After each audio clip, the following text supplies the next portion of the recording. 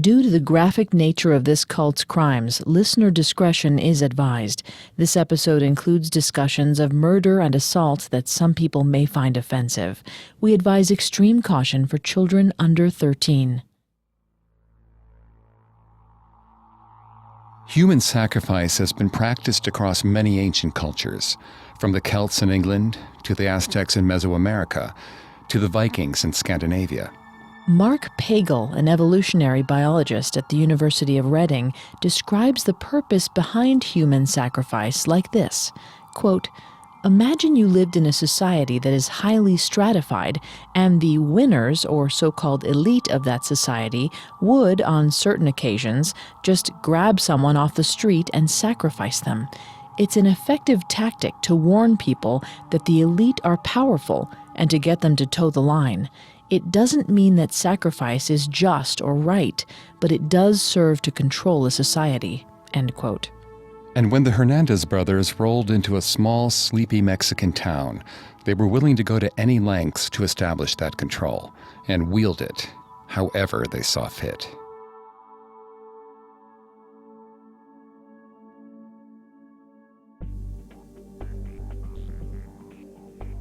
Hi, I'm Greg Polson. And I'm Vanessa Richardson. And this is Cults. Today we're going to take a deep dive into the Hernandez brothers cult. Begun by two con men in Mexico looking for power and money, this cult eventually descended into forced orgies and blood sacrifices, all spurred on by a woman they called the High Priestess of Blood. You can listen to previous episodes of Cults, as well as all of Parcast's other shows, wherever you listen to podcasts. A new episode comes out every Tuesday. A lot of you have asked how you can help support the show. And if you enjoy the podcast, the best way to do that is to leave a 5-star review. You can also find us on Facebook and Instagram as @Parcast, and on Twitter @Parcast Network. The Hernandez brothers cult was founded by Santos and Cayetano Hernandez in 1962 in a small village in northern Mexico called Yerba Buena. The cult grew to number about 50 people, nearly every resident of this small town. So little is known about the cult, the members, or the town itself that it's almost like it never existed, a nightmare invented to scare children. But the cult and the people they sacrificed and murdered were very real. Almost nothing is known about the Hernandez brothers before they started their cult. We do know that they were simple con men, traveling around Mexico, trying out various get-rich-quick schemes and small-time rackets. But then they had an idea for a way to gain sustainable money and power. They would start their own cult. Vanessa's going to take over on the psychology here. A reminder, she's not a licensed psychologist or psychiatrist, but she has done a lot of research for this show. According to David W. Maurer, author of The Big Con, the story of the confidence man and the confidence game, con men are those who will gain someone's trust for the express purpose of exploiting it. They often use the promise of riches to draw in potential marks, then leave town before anyone gets wise. But con men are more than simple thieves. For them, the fun is in the act of manipulating and outsmarting their targets. This is why they tend to racketeer instead of perpetrating hit-and-run crimes like home invasions or gas station holdups. That said, it's still unusual for con men to decide to start a cult. Not even police seem to understand where the brothers came up with the idea. Whether they had seen a cult on TV or had dabbled in one themselves, there's no way to know. Given that Mexico is a Catholic majority country, it's possible they saw how much money the Catholic Church raised in collection basket donations during each Sunday Mass, and realized that religion was a moneymaker. But again, that's just speculation. Furthermore, the brothers seem to have little to no concern about the possible victims of their schemes. They were more concerned about a potential financial gain. The brothers exhibit classic psychopathic traits. They knew that their lies would hurt people, but felt no remorse. In fact, psychopaths like lying because it gives them power over other people.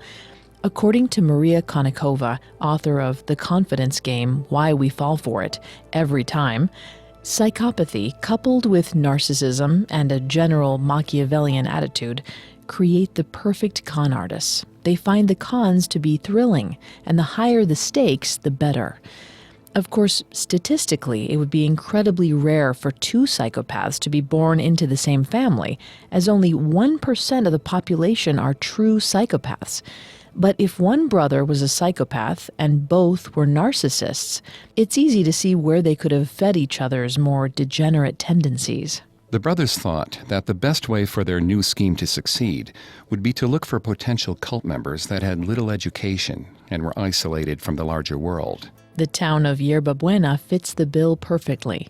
Set in the Sierra Madre Mountains between Mexico City and the U.S. border, the town of Yerba Buena was struggling. There were only 50 inhabitants in the small village, which was largely isolated from the rest of Mexico. The residents had no electricity, no telephones, and only a single road leading in or out. The residents were impoverished, living on meager means. It was the perfect place for a cult to thrive, completely unnoticed by the world at large. This was actually a pretty risky move for a variety of reasons. At the time, beginning a religiously subversive cult in Mexico could be akin to signing your own death warrant. The Institutional Revolutionary Party, or PRI, was the authoritarian government that ruled Mexico for 71 years, from 1929 until 2000.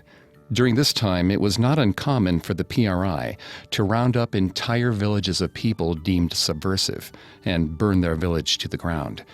Like any authoritarian government, they sought compliance, submission, and sameness from their citizens. Divergence of any kind was quickly squelched. The Hernandez brothers began their cult in the 1960s at the height of political turmoil. The period between the 1960s and 1982 would come to be known as the Dirty War. The Mexican government would kill, torture, and disappear thousands of political dissidents, leftist guerrillas, students, and activists. This was according to an 859-page report released by the government in 2006, officially taking responsibility for the Dirty War.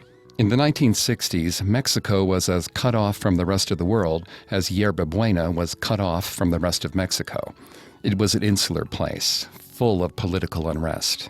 So while it was risky to begin a cult, in some ways the political climate created a shield for the Hernandez brothers to hide behind. With the majority of the country embroiled in a war against their own government, nobody was paying attention to a small, single-road town like Yerba Buena. The chaos outside the town was the perfect smokescreen. Although the Hernandez brothers specifically chose Yerba Buena because of the residents' location and lack of education, in general, cult members can vary in age, race, and socioeconomic background. According to John G. Clark, Jr., a former assistant clinical professor of psychiatry at the Harvard University Medical School, they have one thing in common: vulnerability. For the townspeople of Yerba Buena, that vulnerability came in the form of hardship, poverty, food scarcity, and lack of education. For others, it could be a recent breakup, leaving home for the first time, or a deep sense of unfulfilled dreams or purpose. The brothers used the residents' lack of education to their advantage. They knew they couldn't simply march into town and demand money. They needed a backstory or mythology, something to justify why the townspeople should follow them. Their fake religion needed a story.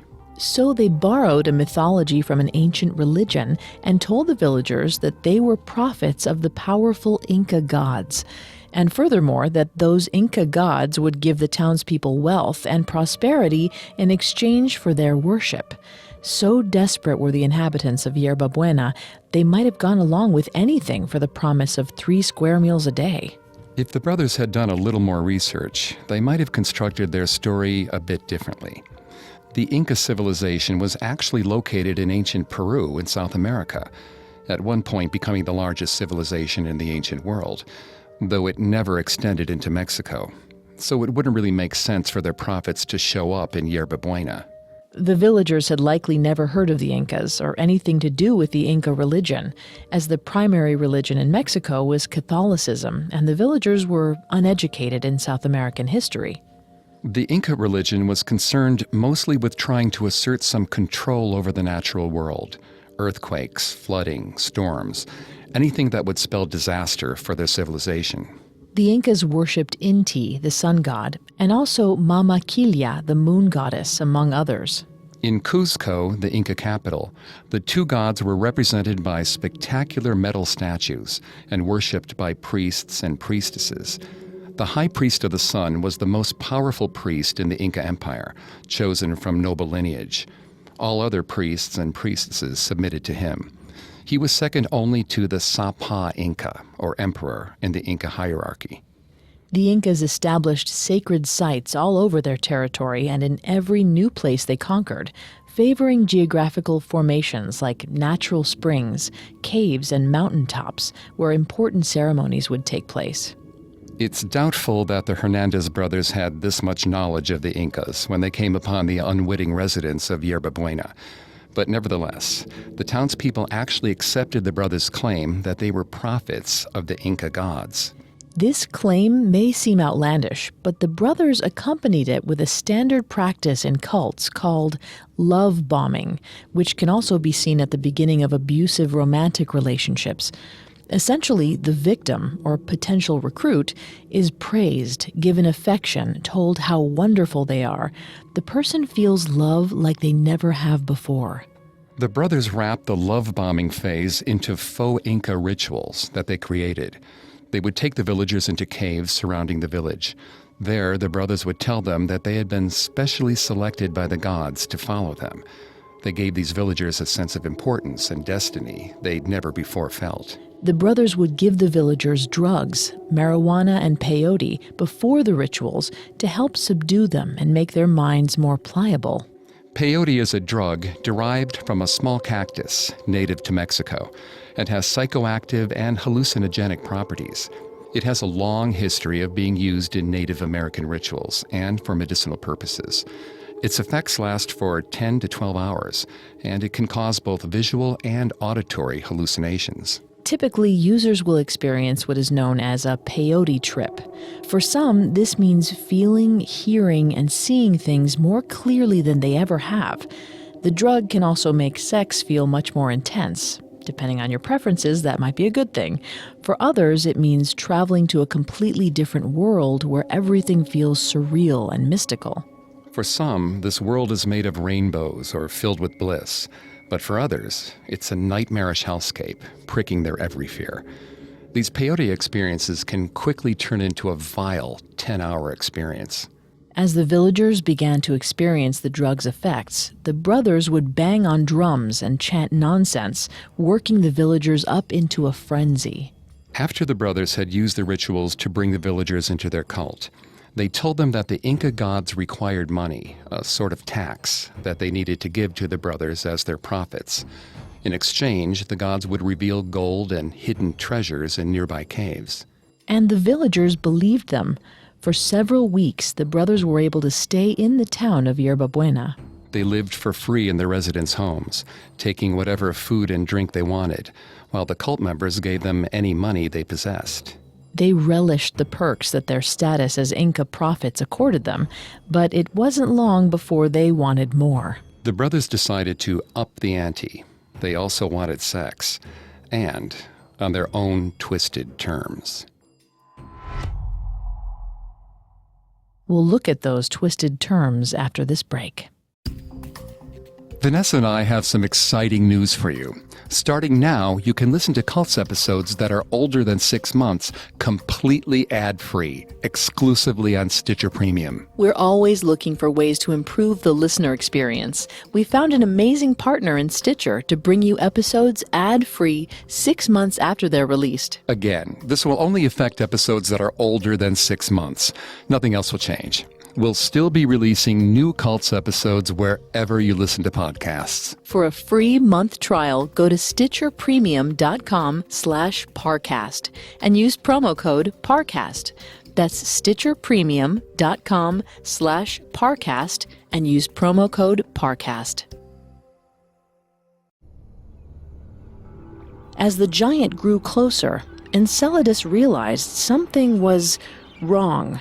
Instead of legs, Enceladus and his brother giants slithered on 2 large serpents with snapping maws where the feet should be. But this giant's serpents weren't snapping. and its face sagged. An arrow whizzed past Enceladus' face. This wasn't a giant. It was a god. You foolish, foolish giant.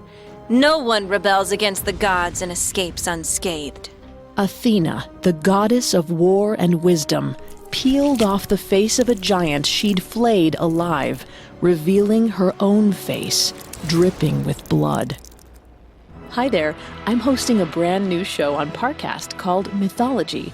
It dramatizes ancient myths for a modern audience and dives into their history, origins, and meaning. I've already listened to part 1, and I can't wait for part 2. Stick around after this episode to hear a preview of Mythology's part 1 on the Greek goddess Athena. New episodes come out every Tuesday. Search for and subscribe to Mythology wherever you listen to podcasts. And now, back to the story. Several weeks into running their Inca cult con on the people of Yerba Buena in 1962, the Hernandez brothers were thirsty for more power.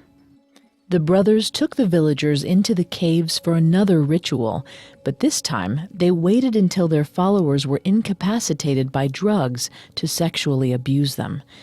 Love bombing is only the first phase in an abusive cycle, and the Hernandez were moving on to stage 2.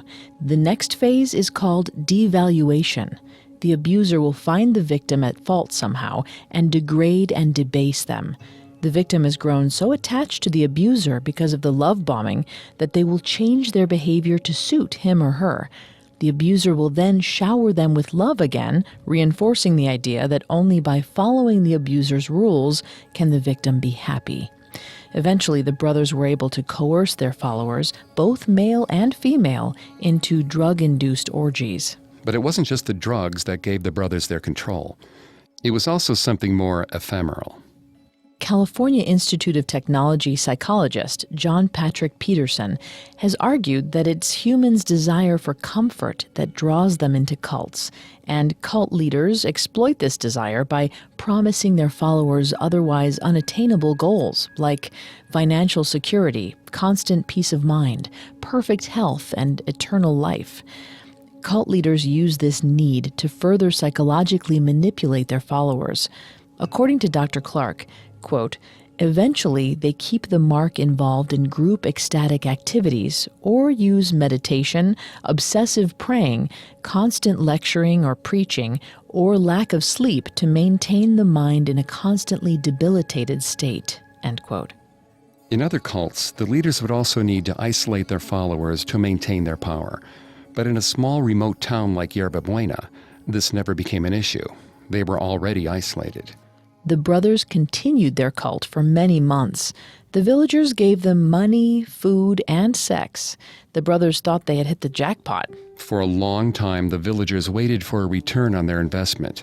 They had put up with being taxed and abused, but no reprieve from the Inca gods came. The brothers had promised them gold from the very caves where the orgies took place, but none revealed itself. Finally, the villagers began to grow impatient and suspicious. Amongst themselves, they started to question the brothers' claims that they were prophets. After all, they had done everything that the so-called prophets asked of them, so why weren't the Inca gods helping them in return?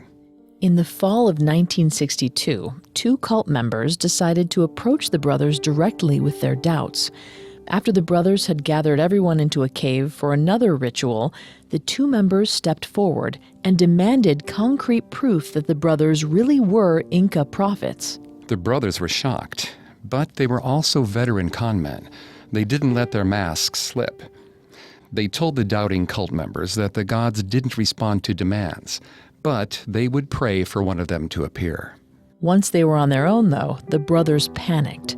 Faced with the complete loss of their power and revenue stream, what kind of proof could they come up with? Finally, they hatched a new scheme. They decided to travel to Monterrey, a Mexican city ringed by mountains, to find a sex worker to impersonate an Inca god. She would become their proof. The brothers thought that a sex worker would be more willing to participate in a con than an average person, and they could simply pay her for her time and then send her on her way. They must have thought that they lucked out when they met a pretty young sex worker named Magdalena Solis. She quickly agreed to the brothers' plan, but ended up taking the cult into even darker territory, down a path of human sacrifice, bloodletting, and murder. In the fall of 1962, the Hernandez brothers traveled to the city of Monterrey in search of a sex worker to take part in their scheme, eventually coming into contact with a woman named Magdalena Solis. Magdalena had been born in Monterrey, Mexico in 1930 to an impoverished family, including an older brother named Eleazar. With few options available to her, Magdalena turned to sex work to support herself. By the time the Hernandez brothers reached Monterrey in the fall of 1962, Magdalena had been involved in sex work for many years, and Eleazar was acting as her pimp. Having a family member acting as a pimp might sound unusual, but according to a study conducted by the U.S. Justice Department, this practice is still very much in use today. Many men and women who end up in sex work have grown up around it, so it doesn't seem so foreign to them. 30% of current sex workers interviewed said that they had family in the business, so reaching out to a family member for protection and then eventually asking them to be a pimp is relatively common. It's not necessarily safer for a sex worker to have a pimp who is also a family member. It's more of a natural extension of who they might know with experience in the industry. The night the Hernandez brothers made contact with Magdalena, they had been driving around the streets of Monterrey, making contact with sex workers and looking for one who would impersonate an Inca goddess. They were desperate to find someone who would help them quiet the doubts of the villagers back in Yerba Buena, so their cult and the money and sex it brought them could continue. After paying Eleazar for a night with Magdalena, the brothers believed they had found the perfect woman for their purposes. Magdalena seemed excited by the prospect of pretending to be a goddess, and she had a flair for the dramatic. She and her brother Eleazar agreed to be part of the scam, and the two pairs of siblings made their way back to Yerba Buena. Once there, the Hernandez brothers called the villagers back to the caves for another ritual. This time, however, Magdalena was hiding in the caves, waiting for the brothers' signal. The brothers used a simple smoke screen to mask Magdalena's appearance, and she seemed to materialize magically inside the cave. This might seem like an obvious party trick, but since the village of Yerba Buena wasn't readily equipped with a fog machine, the stunt seemed convincing. Magdalena announced that she was the reincarnation of the Aztec goddess Cotlique, and the villagers believed her, even though the Hernandez brothers had previously structured their cult around the Inca religion. The shock of her appearance, combined with the force of her personality, must have had a profound effect on the sheltered villagers. Basing the cult on the Aztec gods from the beginning might have made more sense, as the Aztec civilization had been based in Mexico, unlike the Inca civilization, which was based in Peru. The villagers might have had some prior knowledge of the Aztecs, as some elements of the Aztec religion still mix with the dominant Christian religions in Mexico to this day. The Aztec Empire reached its height between 1345 and 1521 and was ruled over by a high king with an elite military at his disposal.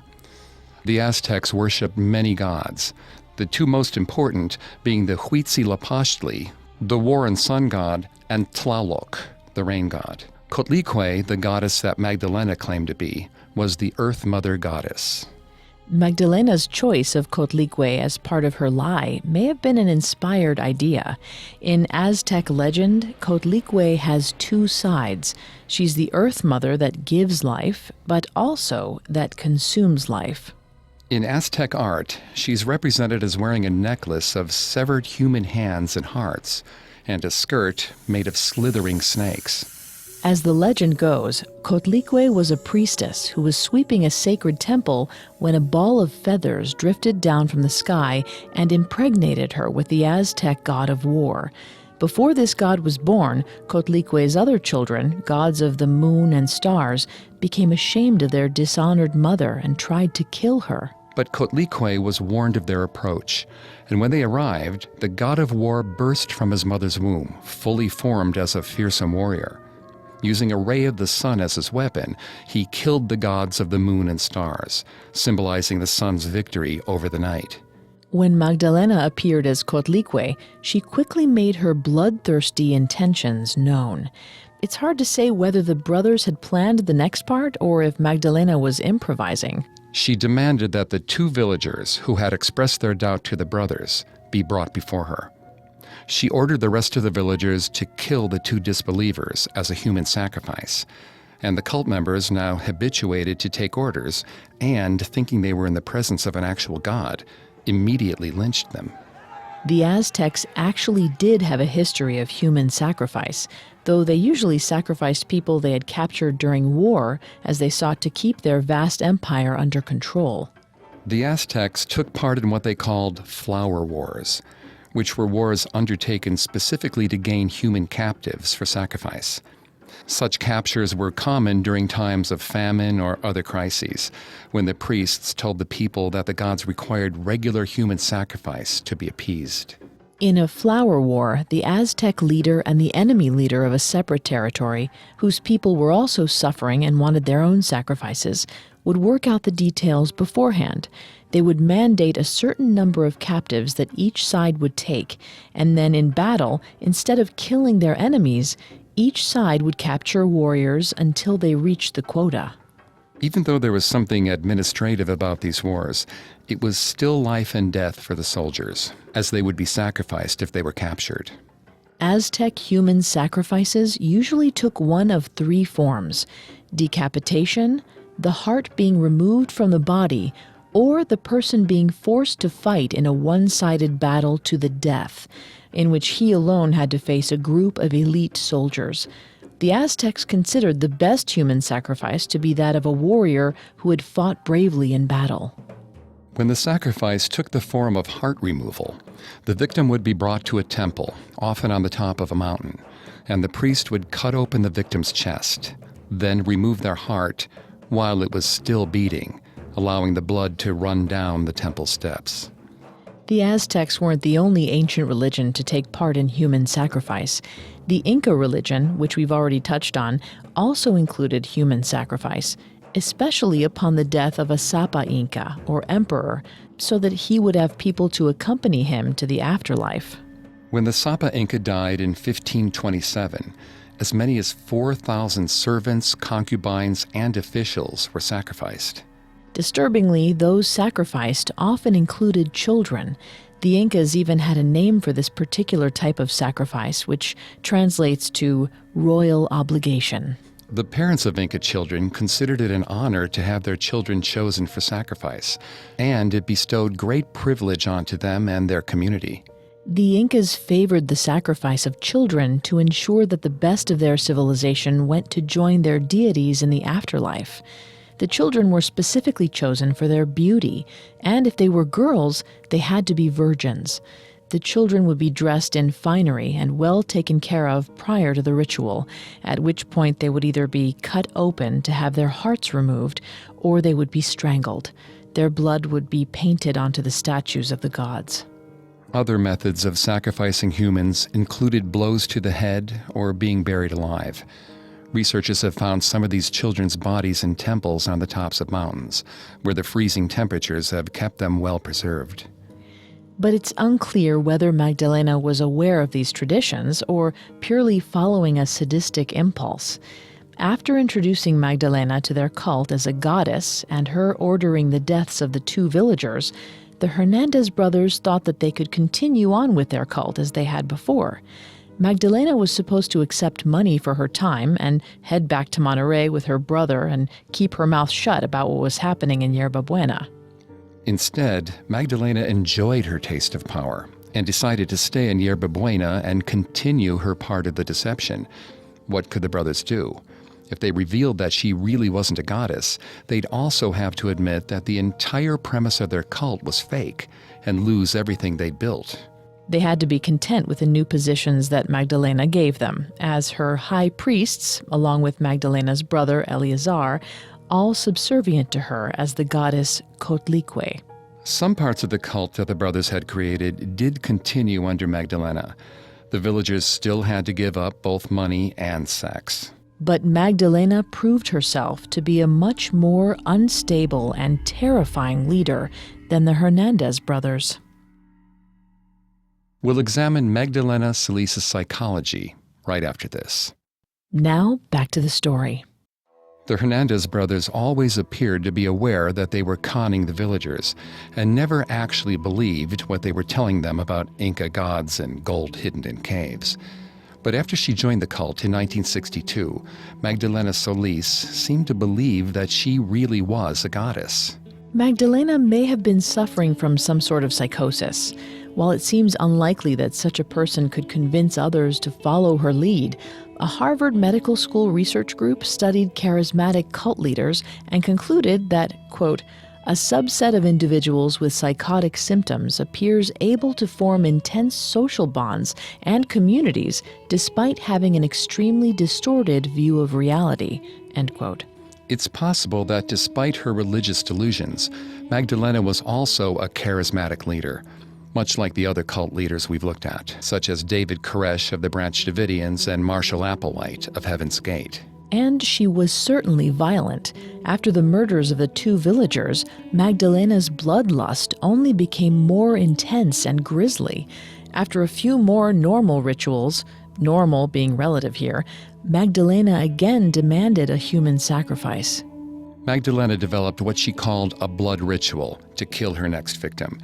She gathered the cult members back into the caves and pulled one of them forward. She said that she could sense that this person didn't believe in her enough and told the other members to kill him. It was then that she earned a nickname that would follow her for the rest of her life, the High Priestess of Blood. The villagers of Yerba Buena were so terrified and brainwashed by this point that they obeyed her. First, they beat their former friend, now victim, then slashed him with knives, burned him, then cut off his limbs. Finally, Magdalena told them to drain his blood into a chalice, where she mixed it with peyote. Magdalena drank the drug-laced blood from the chalice, then gave it to her brother Eleazar and the Hernandez brothers to drink, and then to the other members of the cult. Magdalena told the villagers that as the goddess Cotlique, she needed human blood to survive. Magdalena killed 4 more villagers in this manner, making her a relatively rare female serial killer. Only 1 in 6 serial killers is a woman. Researchers at Penn State identified only 64 American female serial killers active between 1821 and 2008. But the average profile of a female serial killer differs from Magdalena Solis in many ways. According to the Penn State study, a female serial killer is, quote, likely to be in her 20s or 30s, middle class, probably married, probably Christian, probably average intelligence, end quote. Female serial killers tend to gravitate toward caretaking professions like teaching or nursing, perhaps because they can find vulnerable victims in those areas.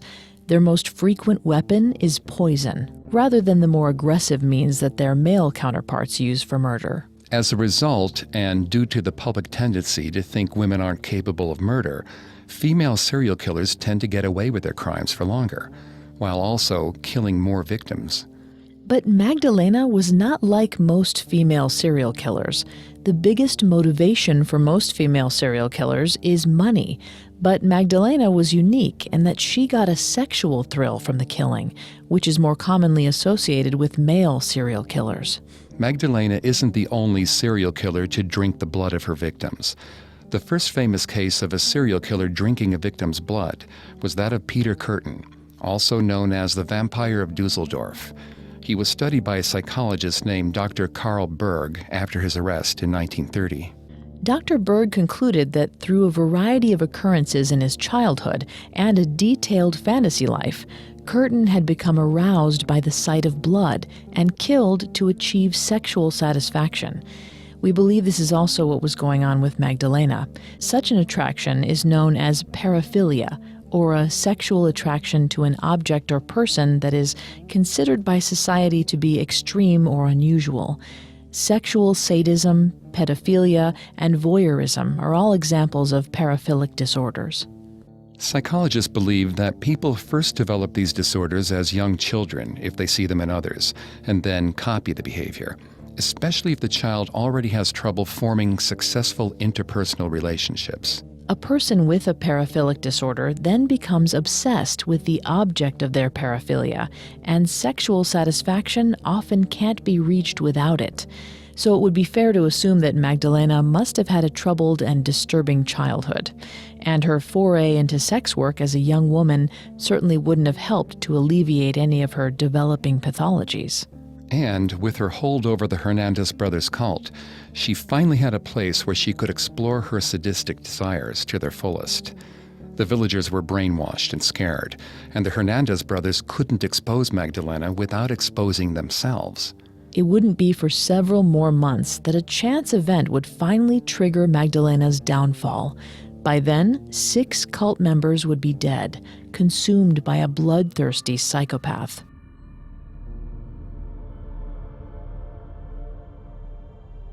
By the spring of 1963, Magdalena Solis, the high priestess of blood, had killed 6 members of the Hernandez brothers' cult, and her hold over the group seemed unshakable. But one night in May of that year, a 14-year-old boy named Sebastian Guerrero wandered near the village of Yerba Buena. Although his family lived in the village, he must have been somewhat sheltered from the realities of the Hernandez brothers' cult, now run by the murderous Magdalena Solis. Drawn by the sounds and lights coming from the caves, Sebastian grew nearer. Unseen, he watched as Magdalena cut open the chest of one of the cult members and pulled out the victim's heart. He hid long enough to see Magdalena drink the victim's blood before running off in terror. Sebastian didn't run back to the village, perhaps recognizing some of the villagers in the caves and realizing that he needed to seek help further afield.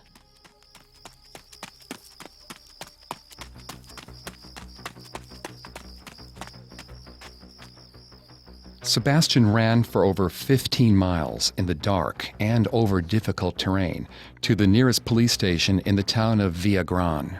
But when he ran into the station, no doubt still terrified, the officers didn't believe his story. They dismissed his ramblings about vampires drinking blood in caves as being those of a disturbed teenager. The next morning, an officer named Luis Martinez took Sebastian back to Yerba Buena, perhaps intending on delivering him back with his parents with a stern warning not to lie to the police again.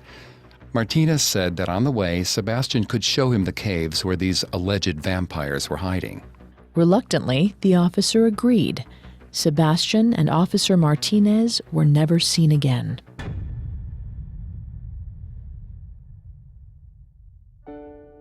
When Officer Martinez didn't return to his station in Villagran, the rest of the police officers grew concerned, remembering Sebastian's story. They contacted a larger police force stationed in Ciudad Victoria to help them investigate the disappearances.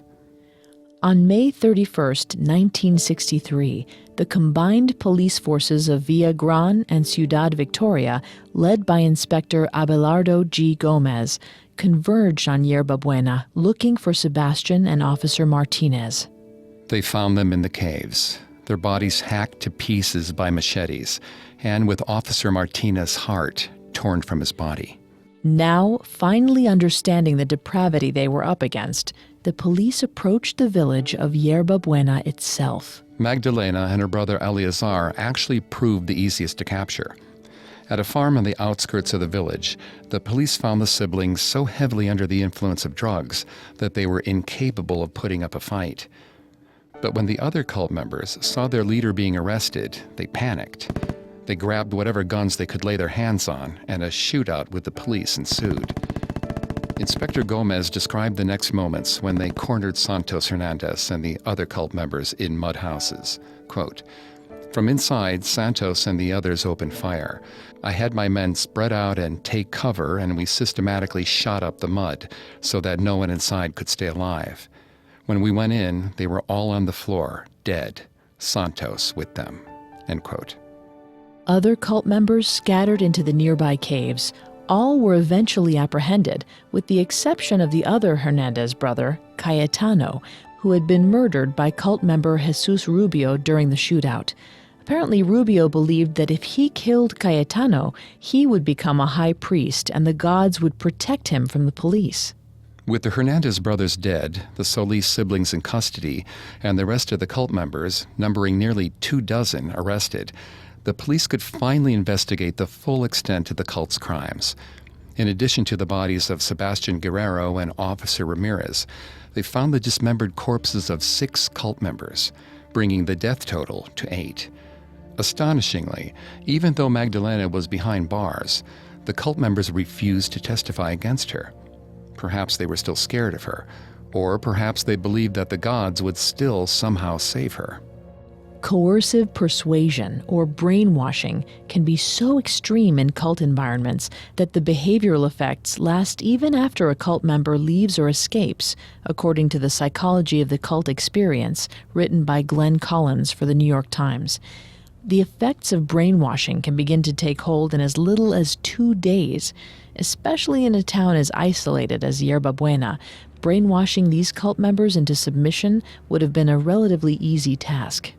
I'm assuming these brainwashing techniques are hard to shake. Family members of people who have left cults describe their loved ones as being completely changed after their cult involvement.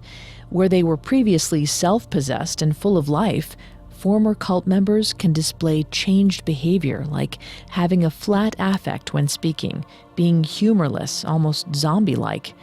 Dr. John G. Clark, who has studied hundreds of former cult members, states that, quote, "In some respects, the destructive effects of cult conversions amount to a new disease in an era of psychological manipulation," end quote. Among former cult members, he has observed many common characteristics, including depression, guilt, fear, paranoia, slow speech, rigidity of facial expression and body posture, indifference to physical appearance, passivity, and memory impairment. So how can former cult members hope to recover from their experiences? According to researchers, in order to be deprogrammed, a former cult member needs information about how the cult operates and how they became brainwashed in the first place. They'll also need the support of their family and friends. So it's certainly possible for former cult members to recover their lives after their experiences. Although in this case, where everyone's family and friends were involved in the same cult, the deprogramming process would be understandably harder. Without the testimony of the cult members as witnesses to the other killings, Magdalena and her brother Eleazar could only be charged with the murders of Sebastian Guerrero and Officer Ramirez. In the fall of 1963, the siblings were tried and both sentenced to 50 years each for the murders. The fact that the other cult members were uneducated and impoverished was seen as a mitigating factor in their sentencing for the other 6 murders. So the cult members received a relatively light sentence at 30 years apiece. It would be many years before any of them were able to talk about their experiences and finally recognize the cult for what it was.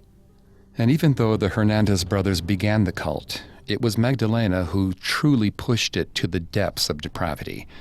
For her crimes and sadism, Magdalena Solis would forever be known by a different name, the High Priestess of Blood.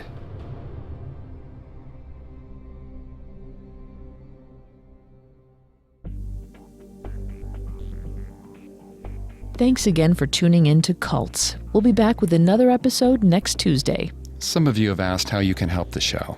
If you enjoy Cults, the best way to help is to leave a 5-star review wherever you listen.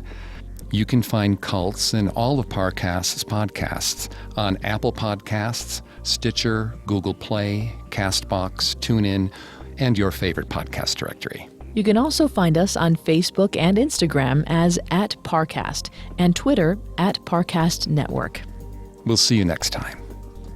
Cults was created by Max Cutler and is a production of Cutler Media and is part of the Parcast Network. It is produced by Max and Ron Cutler, sound design by Kenny Hobbs, with production assistance by Ron Shapiro and Paul Mahler. Additional production assistance by Maggie Admire and Carly Madden. Cults is written by Claire Epstein and stars Greg Polson and Vanessa Richardson.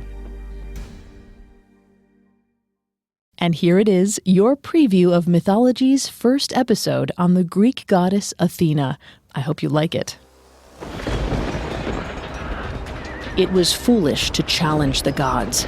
After battling the goddess Athena for 3 days, Enceladus had all but resigned himself to the fate of so many of his fellow giants, but he'd escaped her for the moment, and perhaps that would become his advantage. Enceladus had barely caught his breath when he heard the horses. He whipped around, worried Athena had tracked him to the Ionian Sea, but it was one of Enceladus' own, another giant. As the giant grew closer, Enceladus realized something was wrong. Instead of legs, Enceladus and his brother giants slithered on two large serpents with snapping maws where the feet should be. But this giant's serpents weren't snapping, and its face sagged. An arrow whizzed past Enceladus' face. This wasn't a giant. It was a god. You foolish, foolish giant. No one rebels against the gods and escapes unscathed. Athena, the goddess of war and wisdom, peeled off the face of a giant she'd flayed alive, revealing her own face, dripping with blood. She kept the skin wrapped around her like a cloak. Enceladus's leg serpents snapped and spit at Athena, but their fangs couldn't pierce the hide of his own kind. It was a perfect shield.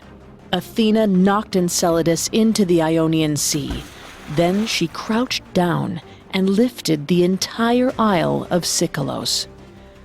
Athena had a divine, godly strength. Plucking an island out of the ocean was as easy for her as it was for a man to pick up his child.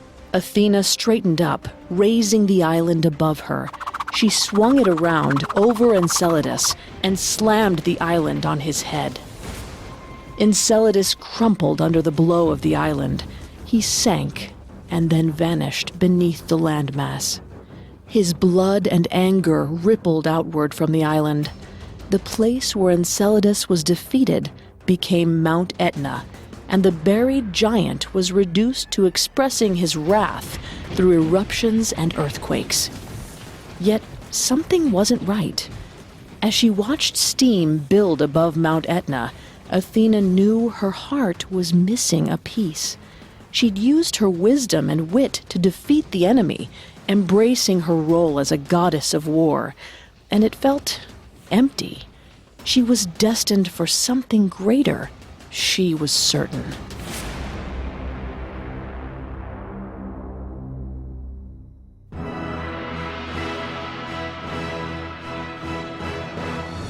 Welcome to Mythology on the Parcast Network. Every Tuesday, we present dramatic stories from ancient mythology and explore their origins. I'm your host and narrator, Vanessa Richardson. Today, we're focusing on the Greek goddess Athena. She's the goddess of war and military strategy, but also the goddess of wisdom, civilization, and the arts. In her mythology, she's caught between who she is and who she wants to be. New episodes of Mythology release every Tuesday, and you can find us and all of Parcast's podcasts wherever you listen to podcasts. At Parcast, we are grateful for you, our listeners. You allow us to do what we love. Let us know how we're doing. Reach out on Facebook and Instagram at Parcast and Twitter at Parcast Network. And if you enjoy today's episode, the best way to help us is to leave a 5-star review wherever you're listening. It really does help us. We also now have merchandise. Head to parcast.com/merch for more information. Something to note in these episodes, all Greek myths have many versions and variations. We've selected those we felt are the most dramatic and entertaining, and supplemented them with additional research into Greek traditions. Additionally, each Greek myth takes place in a wide expanded universe. While we'll cover some major myths of Athena over the next few episodes, this won't be her only appearance in the podcast. Goddess of the arts and of war, Athena exhibits a dichotomy in Greek culture. She's a woman warrior in a culture where women didn't go to war, and a household goddess who vowed to never be a lover or a mother. Athena is masculine, feminine, and something greater than both. She's a goddess for everyone, and a goddess for no one. Ancient Greek society had clear gender roles, treating women as second-class citizens. But Athena exists outside that construct. She'll skin a giant alive and then go weave a tapestry. She's as apt to teach men gardening and pottery as she is to help them slay their enemies. Unlike her half-brother and rival, Ares, the war god, Athena approaches war with logic and meditation. At the start of a battle, Ares leaps into action, while Athena waits, plans, then leads men to bloody victory. She values rational thinking over emotion, but is not without rage and bloodlust. Classicist Walter F. Otto characterized Athena as the goddess of nearness because she was always beside the Greek heroes in battle, guiding their spears and swords. She is, like all Greek gods, a killer. However, Athena prefers to change errant humans into other forms, doling out punishments while preserving life. She also transforms herself, taking a male appearance multiple times in the Iliad and the Odyssey. That isn't to say she doesn't embrace a female role too.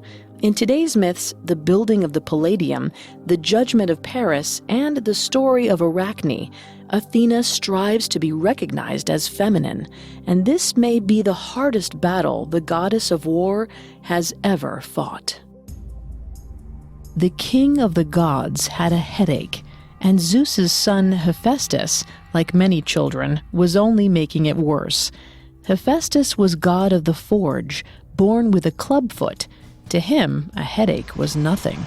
And then I realized I could put another axe head on my existing axe and kill 2 men with 1 blow. Genius, right? Oh, my head is killing me. That's the idea. Both heads could kill. 2 heads, 1 axe. Zeus gestured to his forehead, frustrated. It feels like my skull is expanding and contracting. Maybe I should go... Oh, headache. I thought we were still on axe heads. Zeus continued moaning as he dropped to the floor, gripped his head, and rocked back and forth. Hephaestus looked on, torn between sympathy and opportunity. Anything I can do? Maybe take over your duties for a time? Not that a headache could ever take down the great god Zeus. Oh, Hephaestus, will you... Oh. Hephaestus eyed his brand new double-headed axe. Then Zeus doubled over in front of him. The opportunity was ripe. Zeus had overthrown Hephaestus' grandfather. Perhaps patricide ran in the family. Oh, make it stop. End it. I'll cut off my head. Hephaestus hid his grin as he grabbed his double-head axe. After today, the gods of Mount Olympus would bow to Hephaestus. He wound up and aimed straight for Zeus's skull. The axe cleaved Zeus's head in half. As Zeus's eyes spread wide apart, a battle helmet emerged from where his brain should have been. Hephaestus dropped his axe in shock as a fully armored warrior woman sprang from Zeus's head, shouting a battle cry. All thoughts of ruling Mount Olympus faded in the face of this fearsome, beautiful goddess. Ready for battle, Athena stepped out of her father's head and into the light of Mount Olympus. Athena was born without a mother, the child of Zeus alone. She emerged a rational adult, capable of complex thought, and ready to fight for her life. Yet because the Greek gods are modeled on humans, with human flaws and emotions, there is one story of Athena's childhood and a youthful accident that guided the rest of her life.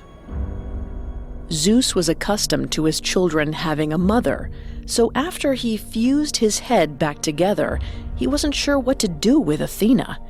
Eventually, the single dad sent his new daughter away to be educated by his nephew, Triton. Triton was a fish-tailed ocean god, so Athena spent much of her time in and around water, and more of her time with Triton's daughter, Pallas. Pallas was a water nymph, a maiden of the ocean, and Athena's only friend. But today, the war goddess and the water nymph raised their swords, squaring off against each other. The pair sparred on the surface of a lake. Pallas floated amid a column of waves, her long hair and shimmering fishtail distracting from her killer aim. Athena defended herself from atop a sleek raft, wearing armor as always. She pushed her sword forward, calling out her moves as she executed them. Striking, stabbing, Dodging. ducking, and slicing. Lunging. As Pallas lunged, Athena used her shield to knock Pallas over. Rising from the waves, Pallas spit water into Athena's face. Hey!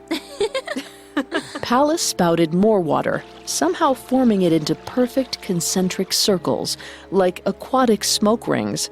Athena couldn't help but laugh. Pallas, be serious. My father's coming to watch us spar tomorrow. We have to impress him. You have to impress him. If I impress him, you know where I'll end up. And my father won't be happy about that. You're filthy. You've heard the stories, and you have 100 half-siblings to prove it. 37. I have 37 half-siblings. That's an army, warrior goddess. Let's go again. I want to get that spinning parry right. Athena was quite skilled in combat. It helped that she took to it naturally, like Pallas to water. She'd been ecstatic to hear Triton declare that they were finally good enough to spar in front of Zeus. The proud fathers had invited a crowd of gods, nymphs, and even a few mortals they fancied. Rowing out onto the lake, Athena fiddled with her helmet. She knew her armor made her look ferocious, but she still felt like a child in a woman's body. What if she fell off her raft? What if her mind went blank and she froze? What if her father, the king of the gods, thought she was only average? A terrifying column of water arose from the depths. Inside it, Pallas. She met Athena's eye and flashed a quick smile. Athena relaxed. She wasn't alone. She had Pallas. With her best friend beside her, Athena had nothing to worry about. They began to spar. In the audience, Zeus watched intently. Next to him, his wife, Hera, the goddess of marriage, looked around, intent in a different way. Aphrodite has such a nice nose, don't you think? Sure. That's it. Slice and dodge. Well done. You've never noticed it? I guess it's fine, if you like noses. It looks quite like Athena's. Don't start on this again. I don't understand why you... She's going to fall in the water. A wave crashed over Athena, soaking her. Athena slipped, but kept her footing on the raft. Come on, Athena. You can do it. Get back up there. Raise that sword. You'll win this yet. They aren't actually fighting. It's a mock spar. At the end of which, my daughter will win. Zeus nervously watched Athena struggle through the next few maneuvers. She's going to fall and embarrass us. Us? She does have a mother. I knew it. I meant Athena and myself. As Zeus worried, Athena relaxed into the rhythm of the spar. She breathed deeply as she pressed her shield against Pallas's sword. Her instincts took over. Suddenly, a new heat rushed through Athena's veins. She'd never felt this warrior power before, but it possessed her. Her feet danced more nimbly. Her sword twisted more sharply. She tasted metal in her mouth. For the first time, she might want to kill. Across the lake, Zeus adjusted his shield. The sun gleamed off of it. Getting an idea, he tilted his shield, aiming the ray of light at Pallas. In the water, the light caught Pallas's eye. She looked up. Meanwhile, Athena stabbed toward Pallas's heart, a final flourish. The perfectly executed move she was born for. This was her gift, combat. Athena lunged, expecting Pallas to dodge as they had rehearsed. She didn't notice that Pallas's face was tilted up, distracted. Pallas looked toward Zeus as Athena's sword pierced her heart. Instead of blood, water flowed from Pallas's wound. She shrank, dissolving, until all that was left were her eyes, which transformed into 2 wiggling minnows. Pallas was dead.